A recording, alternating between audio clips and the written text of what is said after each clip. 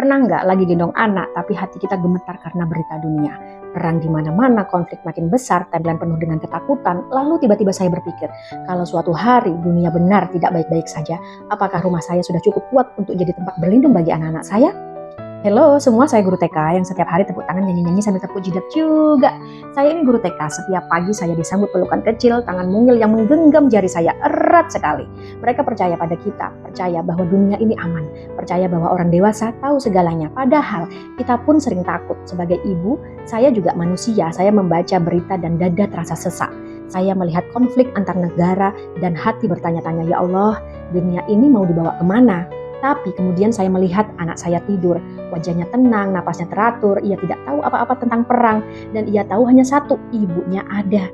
Dan disitulah saya sadar, mungkin saya tidak bisa menghentikan perang, saya tidak bisa mengatur politik dunia, tapi saya bisa memastikan bahwa di rumah ini ada iman yang dijaga.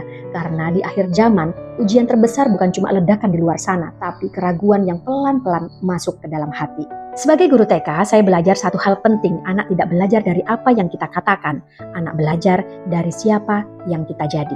Kalau saya ingin anak saya kuat, maka dia harus melihat ibunya sujud saat lelah.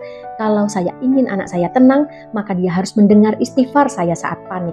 Kalau saya ingin anak saya cinta Al-Quran, maka dia harus melihat Al-Quran dibuka, bukan hanya untuk disimpan. Dunia boleh gaduh, tapi rumah ini tidak boleh kehilangan arah.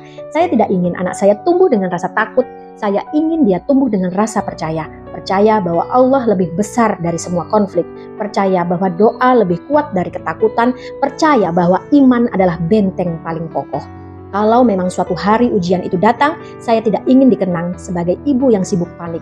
Saya ingin dikenang sebagai ibu yang menguatkan, yang memeluk sambil berdoa, yang menangis dalam sujud, yang mengajarkan apapun yang terjadi di luar sana, Allah tidak pernah meninggalkan kita, nak. Karena yang benar-benar menyelamatkan keluarga kita bukan seberapa banyak harta yang kita siapkan, tapi seberapa kuat iman yang kita tanamkan. Dan hari ini, daripada sibuk menebak arah dunia, saya memilih menguatkan arah rumah saya. Untuk para ibu, untuk para guru, untuk para perempuan-perempuan kuat yang diam-diam sedang berjuang, kalau dunia makin gelap, jangan ikut gelap. Jadilah cahaya mulai dari rumahmu. Malam ini sebelum tidur, peluk anak-anakmu lebih lama.